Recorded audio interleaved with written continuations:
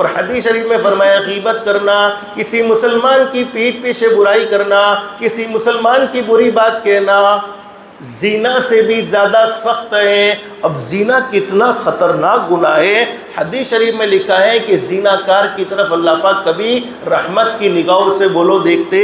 نہیں ہے، اور زنا کاری فنا کاری ہے۔ جتنے بھی غلط تعلقات میں پڑے ہوئے ہیں وہ دنیاوی اعتبار سے بھی فنا ہوتے ہیں، یعنی ان کا مال تباہ و برباد ہو جاتا ہے، اور آخرت میں تو فنا ہونا ہی ہونا ہے۔ لیکن غیبت زنا سے سخت کیسے؟ اس لیے کہ غیبت تو زبان سے کی جاتی ہے۔ صحابہ کو آخرت کی بڑی فکر تھی، انہیں مرنے کا یقین تھا کہ ہم زبان سے جو بھی بولتے ہیں کل ایک ایک بول کا ہمیں اللہ کو جواب دینا ہے۔ کسی کے بارے میں ہم نے کیا بات کہی ہے اللہ کے سامنے ثابت کرنی پڑے گی، اللہ کے سامنے پروف کرنا پڑے گا۔ تو ہم نے جو باتیں کہی ہیں ان باتوں میں ہم کتنے سچے ہیں؟ صحابہ کو اس کی بڑی فکر تھی، تو صحابہ نے پوچھا اللہ کے نبی غیبت سے بھی زنا سے بھی زیادہ سخت غیبت کا گناہ، کسی مسلمان کی پیٹھ پیچھے باتیں کرنے کا گناہ؟ حالانکہ زنا کاری میں تو ایک عورت کی عزت کو تار تار کیا جاتا ہے، پھر بھی غیبت کرنا زنا سے زیادہ سخت گناہ۔ حدیث شریف میں فرمایا نبی کریم صلی اللہ علیہ وسلم نے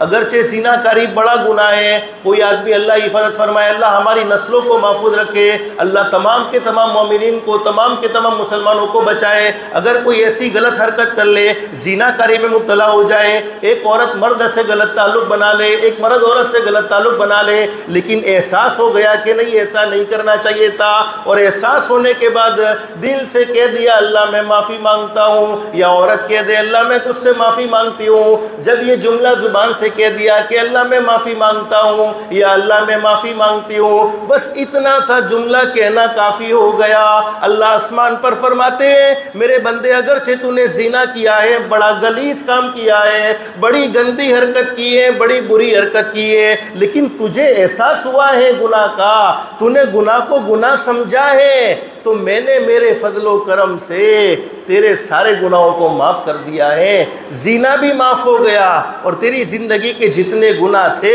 توبہ کی، اللہ فرماتے میں نے معاف کر دیا ہے۔ لیکن ہم نے کسی کی غیبت کر لی، اور غیبت کرنے کے بعد احساس پیدا ہو گیا کہ مجھے غیبت نہیں کرنی چاہیے تھی، ایک مرتبہ نہیں، دو مرتبہ نہیں، تین مرتبہ نہیں، 100 سال رونے میں گزر جائے، 200 سال رونے میں گزر جائے، جس بندے کی غیبت کی ہے جب تک وہ معاف نہیں کرے گا اللہ بھی معاف نہیں کرے گا۔